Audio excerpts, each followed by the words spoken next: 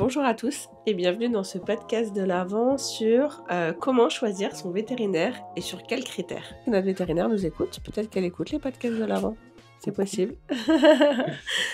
En tout cas, ça peut paraître anodin parce que la plupart des gens finalement choisissent un vétérinaire par la proximité. C'est-à-dire que on tape vétérinaire sur Google et puis celui d'en bas de la maison, le plus proche, on le choisit.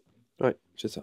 Ce qui est tout à fait logique parce que finalement on a envie que ce soit proche de chez nous, un peu comme un médecin. Ouais, c'est ça. Alors nous, nos médecins sont loin du coup. Donc comme quoi ça peut aussi être le cas pour nos vétérinaires et nos médecins sont loin.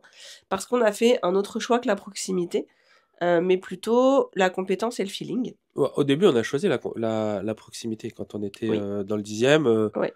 Et c'est parce qu'il y a eu une ou deux expériences qui se sont mal passées que là, on a décidé de changer. Tout à fait. Mais effectivement, on a...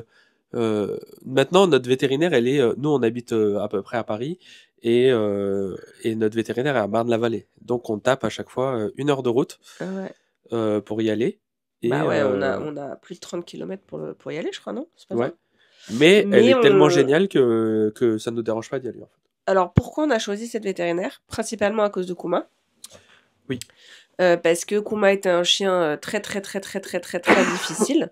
C'est-à-dire que lui, c'était, comme certains le savent, contention, muselière, c'était une bataille, une bataille à chaque visite vétérinaire. Puis il hurlait et c'était du stress et pour lui, et pour moi, et pour le vétérinaire, et pour tout le monde en fait. Et puis on nous a conseillé ce vétérinaire-là. Je pense que je ne remercierai jamais assez Rémi et Romain de nous l'avoir conseillé. Ouais, c'est vrai. Et en fait, effectivement, elle est super, elle a un super feeling. Et c'est celle qui a réussi à réconcilier Kuma avec le vétérinaire. Aujourd'hui, il n'est pas muselé, on fait pas de contention. Parfois, c'est nous qui montrons. Mais bon, elle arrive quand même à le toucher, à le caresser. Enfin, c'est assez hallucinant, donc on est quand même hyper content. Et ici, dans ce podcast, j'aimerais bien qu'on définisse un peu quels sont les critères qui pourraient nous faire choisir tel et tel vétérinaire, parce que pour moi, il n'y a pas qu'une seule situation. Et d'ailleurs, je suis allée voir plusieurs vétérinaires pour mes chiens en fonction aussi des situations différentes. Mais déjà, avant de dire ça, il y a quand même un souci par rapport au vétérinaire. Enfin, c'est pas vraiment un souci, mais souvent, ce qui se passe pour la plupart des gens, c'est que quand tu as un chiot, tu commences à vouloir faire les vaccins. Donc là, tu choisis le vétérinaire qui a en bas de chez toi. En bas de chez toi. Et souvent, la première expérience, le chiot sait pas trop ce qui va se passer. Et du coup, il va. Et des fois, si ça se passe mal, en fait, il peut devenir phobique des vétérinaires à vie. Tu vois ce que je veux dire ou pas? Oui, tout à fait. Et des fois, juste un seul événement, un événement peut être traumatisant pour le reste de la vie de ton chien. Comme par exemple le thermomètre dans les fesses. Par exemple, ou le fait de pas l'écouter au moment où il produit tous les signes comme quoi il est stressé, ce genre de choses. Parce que souvent, la première fois qu'il y va, il est pas stressé. C'est parce à quoi s'attendre. À quoi s'attendre, ce qui va lui arriver. Donc en général, ça va. Donc choisissez bien votre vétérinaire au début. Ouais, surtout quand il est chaud. Moi, je pense qu'il faut déjà comprendre, donc je disais, parmi les critères, c'est, premier critère, je dois faire les vaccins annuels de mon chien. C'est le truc assez classique. Chez quel vétérinaire aller? Clairement, pour moi, c'est le feeling. C'est-à-dire que si dès le départ, par exemple, vous avez un Shiba Inu, et que le vétérinaire vous dit « Ouh là là, vous avez pris un chien compliqué, je déteste cette race. » Bon, changez de vétérinaire. C'est sûr que ça ira pas. Alors, bien sûr, votre chien va pouvoir peut-être le réconcilier parce que vous avez un super Shiba et c'est tant mieux. Mais est-ce que vous avez envie de prendre le risque de quelqu'un qui a des gestes pas sûrs et ça m'est déjà arrivé, des gens qui me disent ça en consultation. Le chiot a 3 ou 4 mois et le vétérinaire dit « Est-ce que vous pouvez le museler, s'il vous plaît ?» « Ah non, mais vous inquiétez pas, il est vraiment sympa. »« Oui, mais enfin, moi, je les connais, les Shiba. Je préfère qu'on le muselle. » Le chien, il a 3 mois, il a 4 mois, il est super cool. Non, j'avoue, on va pas le museler. Vous vous rendez compte l'expérience que ça peut être chez le vétérinaire d'être muselé. Alors, la muselière est pas grave en soi, mais probablement que les gens ne l'ont pas travaillé avant.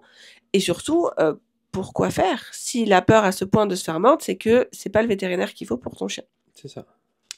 Donc je pense qu'il faut vraiment s'attacher au feeling, parce que quand on est spécialiste du comportement canin, on se rend compte à quel point, justement, comme disait Abdel, les expériences peuvent être vraiment traumatisantes ou très bénéfiques.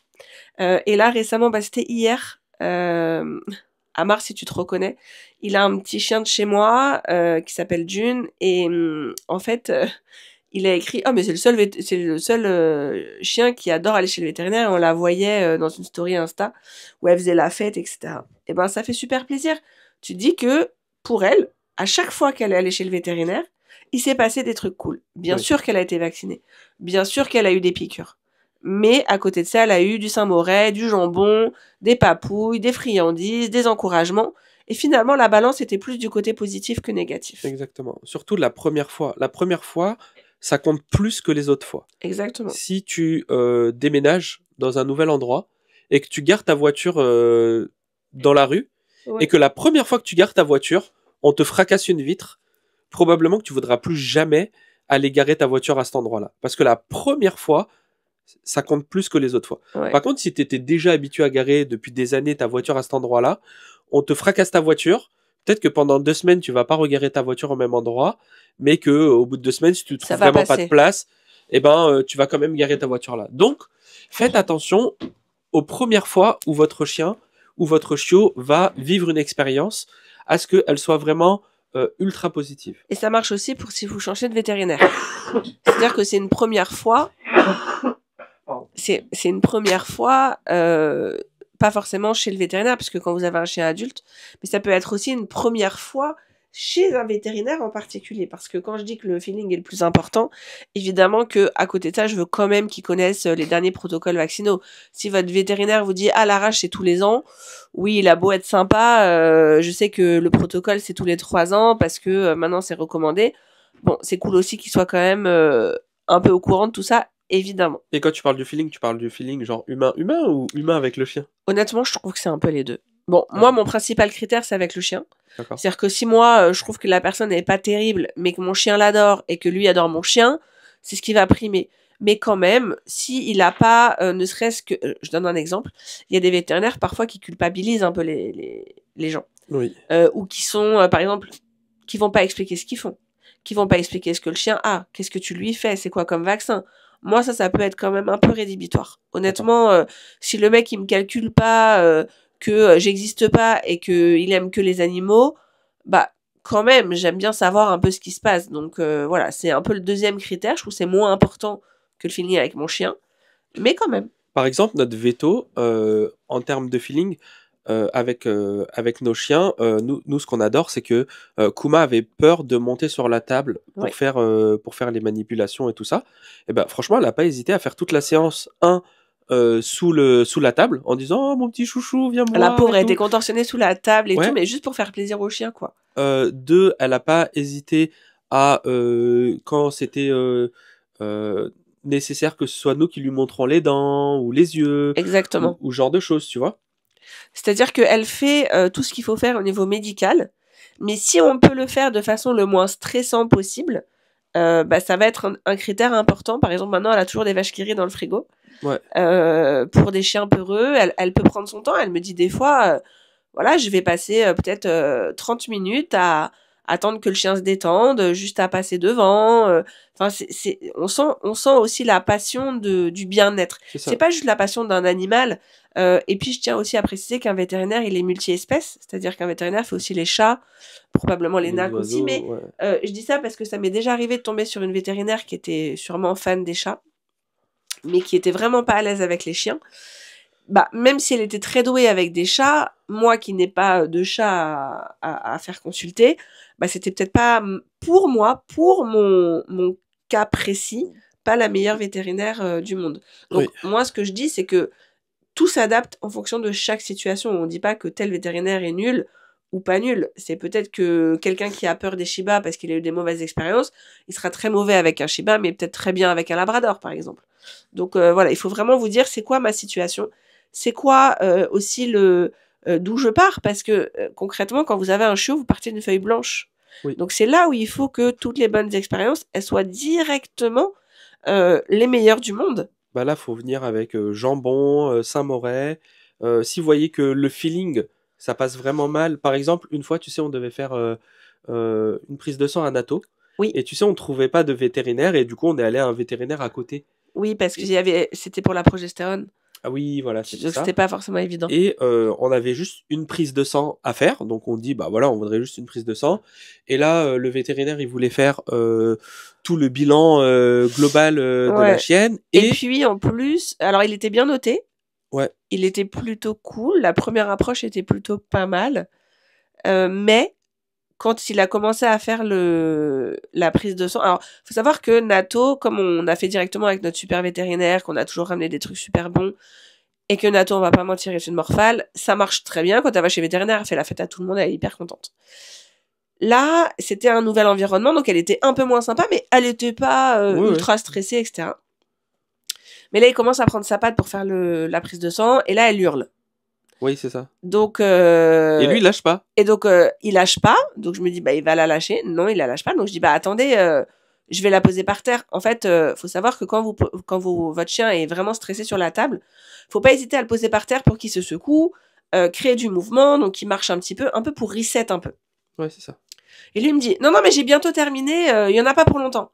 Oui, mais là, elle est en panique. J'ai pas envie de la traumatiser pour les fois d'après. Donc, stop, s'il vous plaît. Alors, je suis plus très jeune. Je pense que quand on est très jeune, c'est plus difficile. On va parler après du syndrome de la blouse blanche. Mais donc, du coup, je lui ai dit, bah non, attendez. Je la pose par terre. Donc, je l'ai posée par terre. Elle s'est secouée. Elle a marché. Je lui ai donné des petites friandises. Je l'ai reprise dans les bras. J'ai vu qu'elle voulait pas descendre de mes bras. Je dis, bah, ça vous dérange pas de le faire dans mes bras? Il était pas hyper chaud, mais il l'a fait. Ouais. Et du coup, ça s'est bien passé. Oui. Maintenant, je donne un autre cas de figure si jamais je l'avais écouté.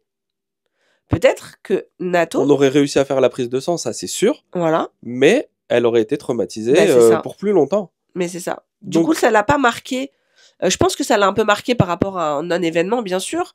Mais en revenant chez le vétérinaire d'après, c'est aussi ce qu'on a regardé. Donc, notre vétérinaire habituel, elle a à nouveau fait la fête. Oui. Mais c'était important, ce moment... On a stoppé un moment qui pour eux sont traumatisants. Oui, on a l'impression que pour nous ça l'est pas.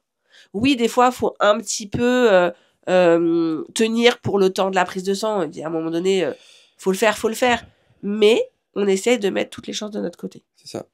Et je sais plus ce que je veux dire. Bah moi j'ai une autre anecdote sur tu sais les échographies. Oui. Akiko déteste être sur le dos. Elle a jamais été difficile en manip.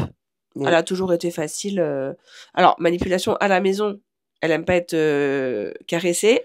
Mais chez le vétérinaire, tout va bien. Hein, donc, voilà.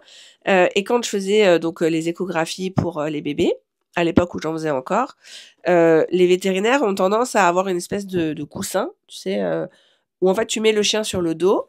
Et comme ça, eux, ils peuvent faire l'échographie avec le chien sur le dos. Ouais. Ça, c'est impossible pour Akiko.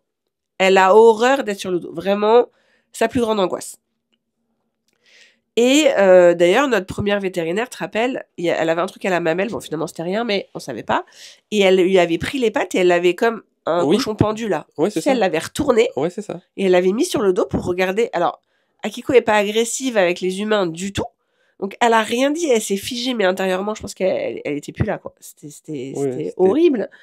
Et donc, depuis, j'ai demandé aux gens. Et puis Akiko, elle a un balai coincé, quoi. Enfin, genre, on va pas se mentir. On va pas se mentir que c'est elle, c'est une coincée des fesses.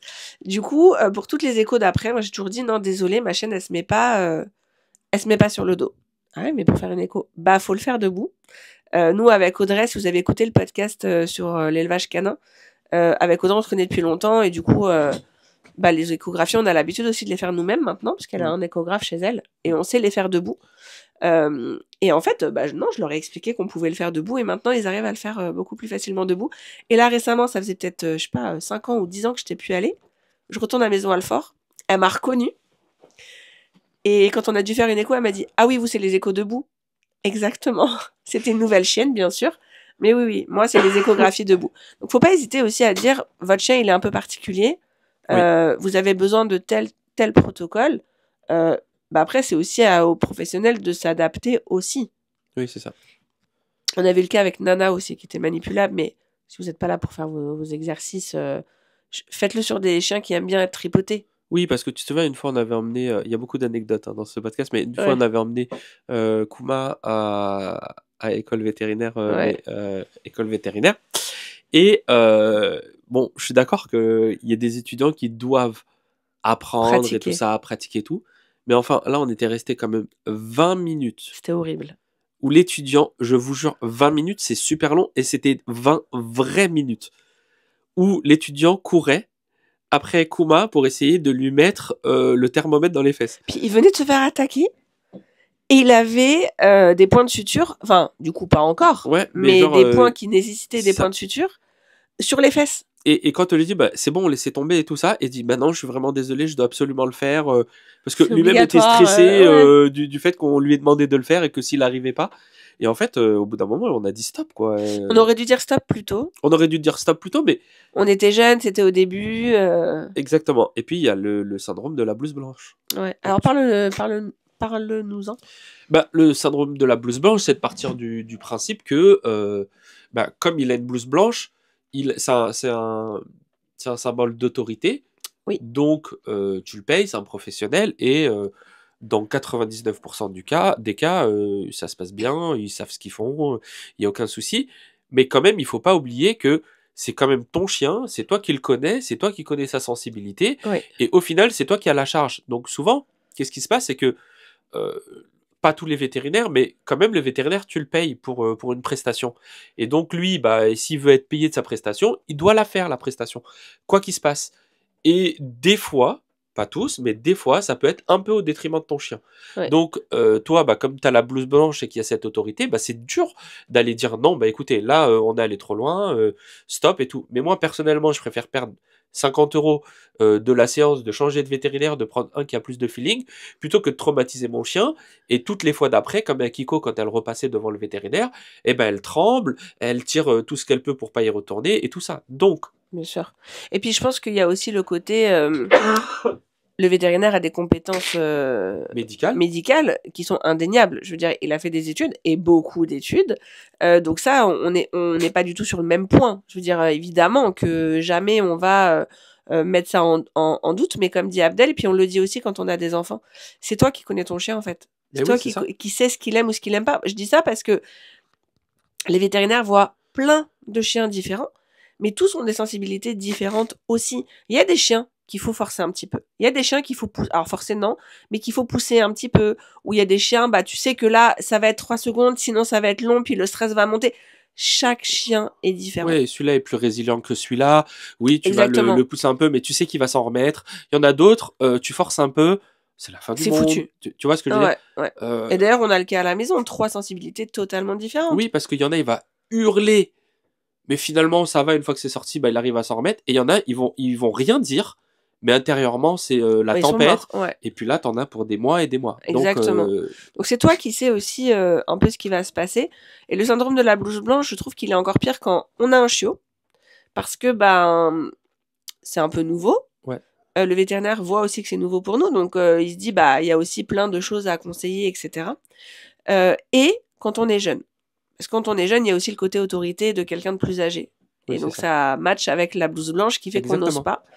Et en fait, je pense aussi que ça peut paraître un peu mal vu, mais un peu chacun son travail. Nous, on est comportementaliste, éducateur, on a fait des études, alors certes moins longues, je l'accorde, que les vétérinaires. Jamais je viendrai dire à mon vétérinaire comment faire une stérilisation. Ouais. Je n'ai pas les compétences. Et parfois, même si je sais qu'ils ont des cours, etc., sur le comportement canin, je pense pas qu'ils aient fait autant d'analyse du comportement et de décodage du comportement que nous, on a pu le faire. Donc, il faut aussi des fois mettre un peu en réserve certains conseils de certains vétérinaires, souvent un petit peu de la vieille école, qui vont dire « Ah bah faut le mettre sur le dos, ah bah s'il grogne, c'est qu'il te domine. » C'est pas parce que c'est un bon vétérinaire, qu'il a des bons protocoles vaccinaux, qu'il sait très bien opérer. Qui fait bien du médical, qu'il est bon psy pour ton Exactement. chien. Ou qu'il est à jour des dernières avancées en termes d'éducation canine ou de comportement canin. Exactement. Donc ça, faut quand même aussi le mettre un peu en lumière, parce que un vétérinaire, et c'est ce que je disais dans le métier d'éducateur canin, c'est le seul, entre guillemets, métier en rapport avec les animaux que les gens connaissent. Ouais. Donc c'est un peu le fourre-tout. Ouais. C'est un médical, c'est comportemental, c'est nutritionniste, c'est d'ailleurs, on le voit, hein, notre vétérinaire nous l'explique, les gens qui trouvent des animaux, ils vont chez le vétérinaire. Exactement. Bah, enfin, il y a des refuges pour ça. Ouais. Donc c'est un peu le seul interlocuteur concernant les animaux hors nom. C'est vrai. Ensuite, un deuxième cas de figure qui est important, je trouve, c'est t'as les rappels à faire, t'as un chiot, rappel annuel, voilà, t'as un chien adulte. Nous, on y va quasiment que pour les rappels, ils ont pas de problème de santé, je touche du bois. Bon, ok. Mais parfois, dans la vie, malheureusement, tu peux avoir un cas grave. Une urgence, Une galère. urgence, un problème de santé, un accident, etc. Bah là, oui, c'est important le feeling, clairement. Mais moi, ce que je veux, c'est sauver mon chien. Ouais, là, Ok. on s'en fout. Là, on s'en fout que il a un bon feeling, que au niveau du comportement, il soit un peu arriéré. Exactement. Ou quoi. La seule chose que tu veux, là, c'est sauver ton chien.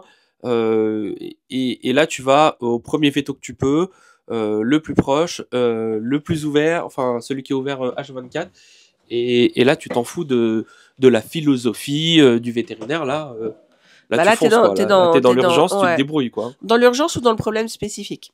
Tu vois, je donne l'exemple en tout cas, à la base, c'était des clients, maintenant, c'est des amis, mais problème de grosse phobie et de peur chez un chien. Donc, qui a déjà vu des éducateurs vraiment très nuls. Au final, ça s'améliore quand même vachement avec nous. Mais je lui dis, écoute, oui, je vois bien des crises d'angoisse, mais quand même, je me demande s'il n'y a pas un petit fond d'épilepsie, quoi. Mais je suis pas veto. Le truc, c'est que nous, on a aussi l'expérience du terrain. Oui. C'est-à-dire que quand tu vois plein de chiens, plein de gens, plein de situations, t'emmagasines en fait des informations. Oui. Donc forcément, tu peux quand même avoir un avis sur les choses. Et là, je lui ai dit, écoute, va pas voir ton vétérinaire classique, va voir un spécialiste de l'épilepsie pour être sûr. Et je trouve que oui, c'était des crises d'épilepsie qu'elle faisait. Alors, qui étaient déclenchées par des crises d'angoisse ou les crises d'angoisse étaient déclenchées par l'épilepsie, tu sais, c'est un peu l'inné l'acquis, là, ça se mélange un peu. Ouais, Margot Et, et en fait, effectivement, elle faisait comme des pré-crises un peu. Et donc, il lui a prescrit un traitement. Du coup, là, elle a vu vraiment le jour et la nuit. Et puis, en diminuant le traitement, on voit que ça revient. Enfin bref, elle fait sa dose, quoi. Mais pour dire que elle avait vu énormément de vétos avant. Enfin, énormément. En tout cas, elle voyait son veto habituel. Je crois qu'on en a dû voir peut-être 2, je sais pas. Puis personne ne l'avait décelé. C'est pas que les vétos sont mauvais, c'est juste que si elle va juste au rappel de vaccin, ils peuvent pas forcément savoir. Ouais, c'est sûr. Donc, quand tu as un problème spécifique, il faut quand même que tu ailles voir un professionnel. Et à l'inverse, un chien de chez moi, qui, juste après des vaccins, fait une réaction comme une crise d'épilepsie. Et là, elle me dit, du coup, on a mis un traitement en place, elle a un comprimé à prendre à vie. Je lui dis, attends, dans la lignée, il n'y a pas de crise d'épilepsie, je suis hyper étonnée. Est-ce que t'es sûre? C'est ce qu'il nous a dit. Attends, elle a fait une crise. Après un vaccin, on sait que ça peut se déclencher. Quand même, un comprimé à vie, en plus, c'est hyper contraignant, c'est un peu trop. Faut le prendre vraiment à heure régulière et rien rater. Non, mais terrible, quoi. C'est tout de suite le gros truc, quoi. Ouais, et puis vraiment, un médicament à vie comme ça, sur juste une crise, ça me paraissait... Mais encore une fois, je suis pas veto. Donc, qu'est-ce que je fais? C'est que j'oriente, je lui dis, écoute, va voir un spécialiste de l'épilepsie.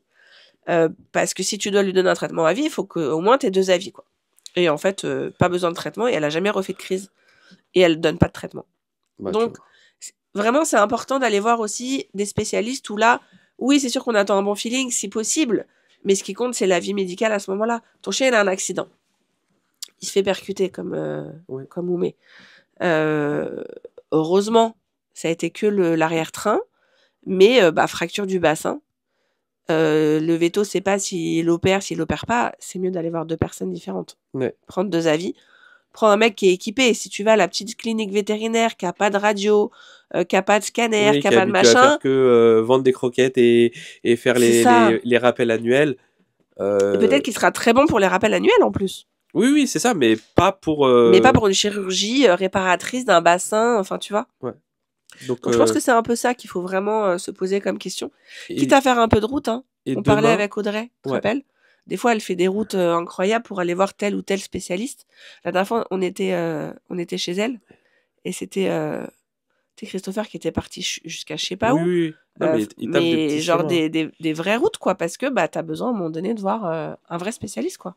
Et demain, on parlera des manipulations ou de comment faire justement pour habituer votre chien un peu aux manipulations pour justement aider un petit peu La visite vétérinaire. Ouais, exactement. Ça peut être aussi un bon podcast. Bah largement, parce que je pense que ça, c'est une des choses aussi qui manque. Parce que le vétérinaire, faut qu'il soit bon. Ouais. Faut qu'il y ait le feeling, etc. Mais Ouais. ça se prépare aussi. Ouais, donc si on résume bien, grosso modo, pour les vaccins annuels ou tout ça, prenez votre temps, choisissez un véto qui a un bon feeling avec Avec votre chien. chiens, faut pas que ce soit un forceur, quoi, grosso modo. Et par contre, si c'est un jour où c'est une urgence ou il y a besoin chez un spécialiste, et ben là, on s'en fout du feeling, on s'en fout, truc. Le plus important, c'est le diagnostic médical. Et tous les vétérinaires, malgré le fait qu'ils soient bons dans le domaine du médical, c'est pas forcément les meilleurs. En tout cas, certains d'entre eux dans le comportement.